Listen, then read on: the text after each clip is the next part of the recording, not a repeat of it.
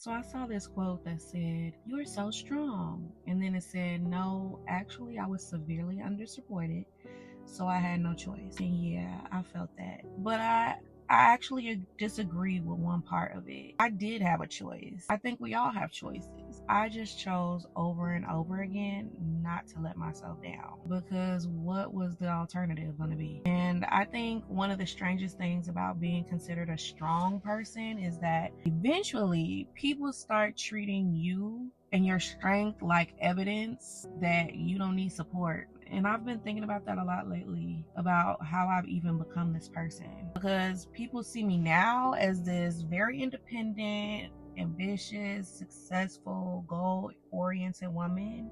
I'm a high achiever, high earner. I'm the eldest girl, the eldest daughter.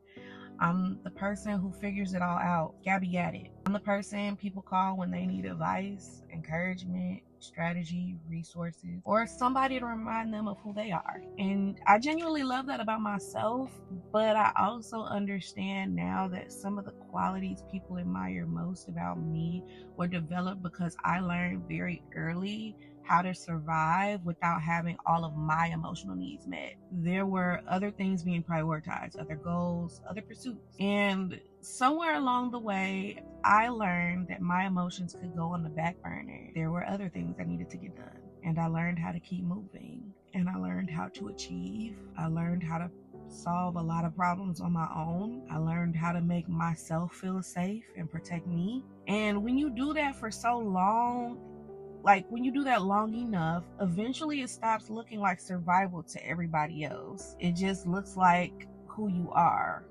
You become the strong one, you become a force of nature, and then achievement reinforces it, right? Because the more successful you become, the more people assume you must be okay. Again, you got it. They see the career, they see the money, they see the goals, they see independence, they see you consistently building things, getting back up and trying again after you failed plenty of times. They see you pouring into other people. They see you pouring into yourself, taking care of yourself. They see you continuing to produce even when life is lifing.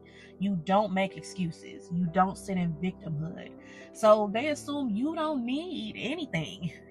But being capable of taking care of myself does not mean that I don't need to be cared for. Being independent doesn't mean I don't need support. And being successful doesn't mean I don't need emotional safety. Being strong doesn't mean I don't want somebody to check on me every once in a blue moon. And being the person who usually has the answer doesn't mean there aren't moments when I need somebody to sit with me while I figure it out.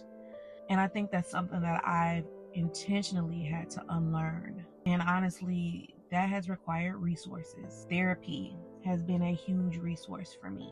Learning myself has been a huge resource. Learning to actually acknowledge what I'm feeling instead of immediately pushing it to the side so I can accomplish the next thing, that has been a resource. Something I've had to learn. And I've had to become much more intentional about my relationships, my friendships. I've had to let go of friendships where I realized I was consistently pouring into people who couldn't or wouldn't pour back into me. And it's not necessarily because they were bad people, but because I don't want relationships anymore where one person is always the resource and the other person is always the recipient. I had to move towards people who have the emotional capacity and the bandwidth to show up and make room and safe space for me. People who ask questions, people who notice, people who don't just enjoy what I bring into their lives, but actually have something to pour back into mine. Because not only do I want reciprocity, I deserve. And because I've realized that being strong and being supported are not opposite, I've now learned to advocate for myself in more ways than one. And maybe that's what strength looks like for me now. I think so. I think it does.